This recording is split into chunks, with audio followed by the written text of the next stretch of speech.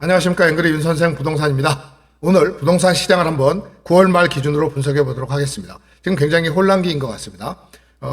이제 627 대책하고 97 대책이 나온 이후에 이제 수요 억제책이 나오면서 잠시 주춤했던 주택 가격이 97 공급 이후에 오히려 서울 일부 지역을 중심으로 해서 상승하더니 지금 이제 서울 등 수도권까지 이렇게 번지고 있는 그런 입장입니다. 지금 이제 정부의 추가 규제 가능성이 점쳐지고 있고요. 만약 어떤 정책이 나올지 모르겠습니다만 지금 시장의 세 가지 신호를 보면요. 지금 이제 2025년 하반기부터 2030년까지는 입주 물량이 감소한다. 이런 기사들이 계속 언론을 통해 확산이 되고 있고요. 또 만약에 이제 정부 규제가 나오기 전에 지금 사지 못하면 이제 묶여가지고 사지도 팔지도 못하는 이런 상황이 온다. 이러기 때문에 매수자나 매도자나 지금 굉장히 바쁘게 움직이고 있는 이런 상황이 온 것 같습니다. 하여튼 현재 상황은 서울 전역 상승을 지나서 서울 외곽까지 번지고 있는 거는 틀림이 없는 것 같습니다. 사실 627 대책이 나왔을 때 수요 억제의 그 단기 효과가 나왔습니다. 그래서 이제 핵심 조치는 여러분 아시다시피 금융권의 이제 가계 대출을 굉장히 압박하는 거였고요. 특히 이제 주담대 한도를 6억으로 상한한 게 굉장히 키포인트였습니다. 그리고 이제 다주택자한테는 아예 그 LTV를 0%로 해가지고 또 그 아예 사실상 취득을 금지하게 만들었고 1주택자한테는 추가 구입 시에 6개월 내에 반드시 살고 있는 집을 처분하라 이런 조건도 붙였습니다. 또 뭐 전세 대출 보증 비율도 90%에서 80%로 이렇게 하면서 전세 대출도 금지하고 하면서 굉장히 압박을 많이 했습니다. 그러다 보니까 갭 투기하고 이제 가수요가 차단되면서 거래량이 둔화되고 이제 그 가격 상단을 누리면서 상당 기간 약 한두 달 정도 지속된 것 같아요. 하락 추세가 좀 이어지는 걸 우리가 이제 느낄 수 있었죠. 97 대책이 나오면서 실망을 한 것 같습니다. 정부 대책에. 그래서 이제 97 대책의 핵심 키워드는 이제 LH가 직접 시행을 이제 하겠다는 거고, 뭐 5년간 수도권에 135만 가구를 공급하겠다는 이랬습니다. 큰 방향은 맞다. 그러나 속도라든가 구체성이 부족하다 이러면서 단기 심리 진정에 이제 한계를 느끼면서 다시 방향이 상승으로 이어진 걸로 보입니다. 다만 현재 정부의 정책 방향을 보면 지난번에도 말씀드린 대로 그렇게 억누를 생각은 없는 것 같습니다. 물론 대통령이 지난번에 이제 대책이 한 번에 끝나는 게 아니고 부동산 대책은 상황에 맞춰서 계속 반복적으로 나올 수밖에 없다 이런 얘기를 했습니다만 실제적으로 지금 할 수 있는 대책이 다음에 좀 이따 말씀드리겠습니다만 결국은 세금밖에 없거든요. 지금 이제 할 만한 대책은 다 발표를 하지 않았습니까? 그러다 보니 지금 이제 여러 가지 시장에서는 그런 대책에 대한 어떤 그 강도에 대해서 우려를 하는 목소리가 높은 것 같습니다. 연말하고 이제 향후 5년간 입주 물량을 보면요. 지금 10월 같은 경우에는 이제 뭐 거의 뭐 입주 물량이 거의 없는 상태고요. 11월, 12월에 조금 있습니다. 그렇지만 뭐 단기 수급을 완화할 만큼의 물량은 아니고요. 또 이제 지난번 97 대책에서 나온 재건축, 재개발, 또 뭐 신규 부지 확보 이런 것들이 굉장히 지연될 가능성이 예상이 되면서 특히 향후 한 3에서 5년간은 계속 이런 현상이 일어나면서 당장 공급은 안 된다는 거죠. 그러다 보니까 굉장히 시장에서 심리가 사자 분위기로 바뀌고 있는 느낌을 받고 있고요. 물론 이제 입주 절벽이 바로 가격 급등이다. 이건 이퀄 공식은 아닙니다만 호재가 있는 지역을 중심으로 해서 굉장히 상승 모드를 그리고 있고 맞춤을 하는 그런 상황을 지금 이어가고 있는 것으로 보여지고 있습니다. 물론 이 상승이 언제까지 이어질지는 참 예단하기 힘듭니다만 어쨌든 지금 상승과 보합의 갈림길에 와 있는 건 맞는 것 같습니다. 그래서 627 이후에 이제 하강했다. 97 대책 이후에 재상승을 이어가고 있기 때문에 이제 정책의 내성이 좀 생긴 것 같고요. 이번에 계약금 입금 증명 의무화 제도가 생겼습니다. 이건 뭐냐면 이제 계약을 굉장히 높은 가격으로 했다가 다시 취소해버려서 전체 가격을 상승한 것처럼 느끼게 하는 이런 사례가 뭐 240건인가 서울에서 발견됐다고 그래요. 그래서 이 부분에 대해서는 반드시 계약금을 입금한 걸 이제 의무화하도록 확인하는 걸 의무화하도록 이렇게 했습니다.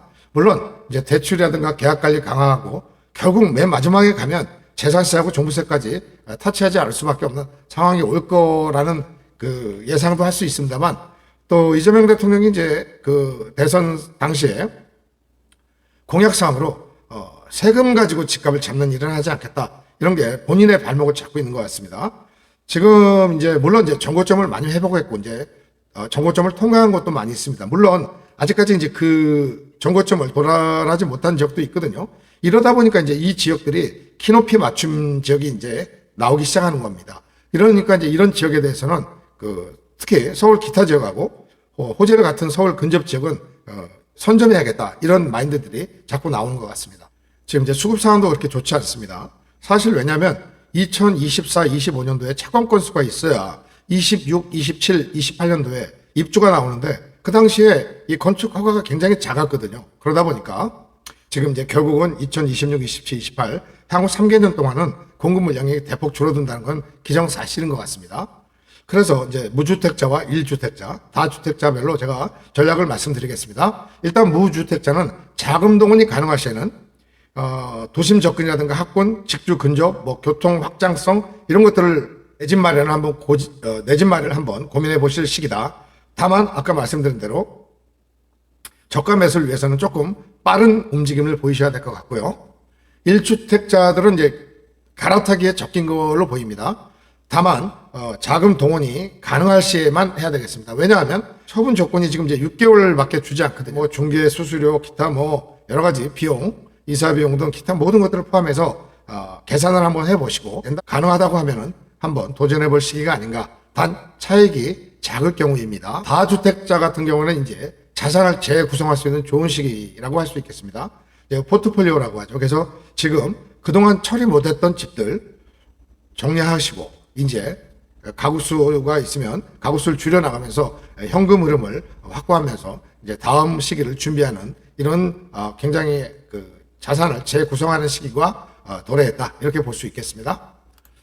여러분들이 고려하실 사항을 좀 말씀드리면요. 이제 이게 이제 신규 아파트 근처에 가시면 이제 입주에 한 3에서 6개월 전후 되면 이제 어느 정도 안정이 되죠. 안정이 되기 직전에 집을 이제 만약에 매도가 가능한 집인 경우입니다. 이런 경우에 조건의 옵션에 걸리지 않은 지역 같으면은 이제 전월세 조정 시기가 있습니다. 그래서 본인이 들어오지 않고 전월세를 주는 경우에는 잔금을 치러야 되는 급한 마음에 이제 매매 가격이 좀 하락하는 경우가 있습니다. 이런 경우를 잡으셔야 되는 게 중요하고요. 또 이제 재건축 같은 경우에는 이제 사업성이라든가 분담금, 민감도, 뭐 정책, 뭐 이런 것들을 잘 한번 따져보셔야 됩니다.